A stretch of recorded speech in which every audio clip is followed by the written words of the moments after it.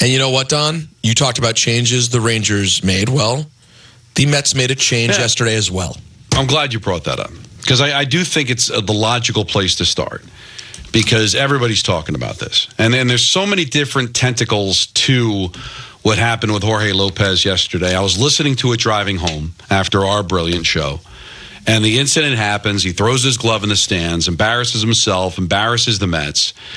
And then there's the sound at the end of the game. Now, do we have that, right? Yeah, sure. You want it? Because rather than me try to do it, let him try to do it, which he doesn't do well. There's obviously a language barrier, which we'll get into. But here's... Which I thought was weird, because his TV show, he had a very popular sitcom for... Yeah, that's George. Right. Lopez. And this? Well, it's a J, so... Oh. Spell it with a J. A little bit different. George Lopez spells it with a G. Here we go. Do you regret doing that?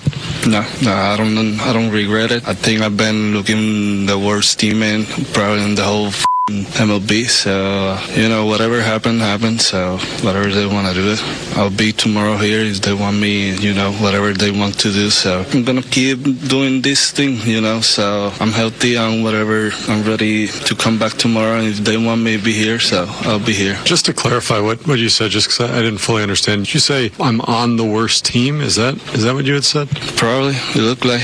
And that they were embarrassed by you? Is that what you... Yeah, they do. Now, here's how I interpret it. Just me. I've talked to Peter about this, and I know a lot of people, talking about the language barrier, talking about he might have a history of mental illness, talking about the fact that I guess he's got a child going through some stuff. Again, all awful things that he's going through. But I honestly believe that he at least meant to say worst teammate. Now, maybe it didn't come out that way. I don't think he was saying worst team. Now, he's red hot, and I'm sure he wants out. So I'm not defending that, Peter. What I'm defending is what he was trying to say, and in my interpretation is he was trying to say teammate. Now, Steve Gelbs did a great job getting him to explain it.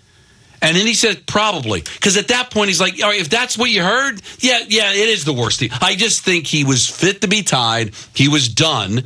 And he expressed himself in the way that he did it. So I think we're spending a little bit too much time on it because really the actions of throwing the glove and embarrassing the organization is what's at hand here. The use of the language that he had in the post-game press conferences or in the scrum is the issue here. And the Mets did the right thing because if you're a dysfunctional organization, you have to rid yourself of the dysfunction.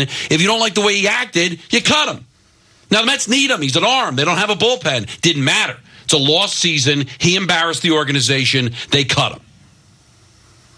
So I don't think it was because, and they claim it was not because of I'm the worst teammate or this is the worst team in MLB. It's just that he conducted himself poorly and he's out. But, Peter, we're getting all caught up in the link. First of all, what does it matter? He embarrassed himself before and after anyway. But I honestly do believe that he meant teammate. I do too. That is what he meant. Listening to it, he meant teammate, and then to Gelb's credit, he tried to get him to clarify, and in trying to get him to clarify, it still didn't get. I still think there was a lack of communication. Either that was lost in translation, or can you again hear me out? Is it just all right? If that's what you heard, fine. I'm good with that too. We are the worst. Because I just think he was fed up and done. The same reason you're seeing McNeil throw the bat.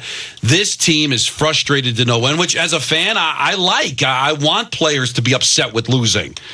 The organization said that they were not going to double down on this season because they're going to think about 2025. I thought they'd be good enough to make the playoffs. Steve Cohen thought they were going to be good enough to make the playoffs. Stearns the other day thought they were good enough to make the playoffs. They're not. It's not about 2024. It's falling apart. They're 11 games under 500, and it's not even June. They stink. But I like the fact that players get frustrated. You got to control yourself. You can't act the way Lopez acted, and it cost him a job. I was listening driving home, Peter, and Keith Rad suggested discipline for Lopez, and Howie said, well, how do you do it? They need him. The bullpen is completely, the Diaz is hurt. Ottavino gave it up again yesterday, giving up a big home run, and the Mets still let him go. But that's what organizations have to do, Peter. If you want to get rid of the supposed dysfunction, then you get rid of it. But let me tell you something else about dysfunction. There is no such thing as dysfunction. You know what dysfunction is? Losing. You know what a lack of dysfunction is? Winning. That's all it is. If the Mets were 11 games under 500, they'd be applauded for letting Lopez go, or they'd be applauding the fact that he was showing frustration because he's such a competitor. You know, if the Yankees were 11 games under 500, with Soto getting called for interference in the first inning yesterday and Aaron Boone getting thrown out, that might have been looked at as, well, you know what, Soto's got to get back to the bag quicker, and getting thrown out of the first game. Only the Yankees. Well, no, that doesn't happen because only the Yankees, all they do is win. So there's no dysfunction there. But all the Mets seem to do is lose, so there's always dysfunction. So start winning and the dysfunction will go away. Peter, the Wilpons were the worst owners in baseball. Didn't spend any money. How much complaining about the Wilpons happened in 2015 when they went to the World Series? Not very much. None. So win, there's no dysfunction. Lose, there's dysfunction. And right now, as I said yesterday, the Mets are in a transitional period where, Cohen and Stearns are trying to get this team on the right track. It isn't working so far. And I don't want to hear about playoffs, and I don't want to hear it, I'm a fan, and tweeting to stupid bloggers. Get to work on figuring out what's wrong with this team and making it better. That's why this offseason is going to be huge for the Mets. So whatever happens here, learn from it, educate yourself, clowns, and then be better in 2025. That's what I'm hoping happens. So let the bottom fall out. And also, can we stop with the whole, well, the Nationals were 11 games under 500 in May in 2018, and they won the World Series. Good for them. This team isn't winning a World Series. So Alonso's hands good. As soon as he gets back in the lineup, start shopping him. You've got all that money. Start eating some contracts and trading some guys. Burn it right to the ground, because that's what they need to do. And it starts right now. And maybe we can look at yesterday as a turning point, that they don't want the clown show. A guy embarrasses himself, they DFA him, and that's what you do. He stinks. So I am going to try, as I might, to look at yesterday as a positive, and hopefully, if we believe in Stearns, and everybody seems to believe in him, that he'll look at this dumpster fire and throw some water on it, instead of trying to double down and trying to believe that, we're not that far out of a playoff spot. What are we, only 6.5 games out of a wild card spot? There's still hope. It's still early. No. You stink, and you're going to continue to stink. Correct it. Thank you. He stinks. Beautifully said. I thought the exact same thing. This is the moment it's not one of the... By the way, we already knew. It just gives you clarity. It gives you this collective moment where everybody can see that your hunch was right. They're god-awful. It's time. Yeah, this is not working out. And a couple of years ago, remember Michael killed Cohen when they pulled the plug on Scherzer and Verlander? That was the right thing to do then, too, because you saw they weren't going anywhere. I get so frustrated with this. Well, we got to give it the old college try. You're still alive. The only reason you're alive is because now baseball's become every other sport where half the teams make the playoffs. So you can look at the standings and kind of convince yourself, well, wait a minute, if we get hot, if all of a sudden everything comes together, when the heck is that going to happen? Sometimes you just have to have an honest conversation with yourself and say, you know what? It's not working out. We're a terrible baseball team. We're 11 games under 500. We had a couple of moments, but it's gone. They're 6 games out of a playoff spot, and the only reason they're 6 back is because there's a third wild card, and that 500 could still get you in the conversation. Look at it, 22-33. You don't have a bullpen. Your closer just went on the IL. The guy that replaced him in Ottavino can't get anybody out. Alonso's not having a big year. Lindor's having a horrendous year. So you look at Alvarez is hurt. You just look at it and just what's so wrong with just having an honest assessment of your team? Why does everybody have to be lied to? And worse, you have to lie to yourself. Oh, do you think you make the playoffs?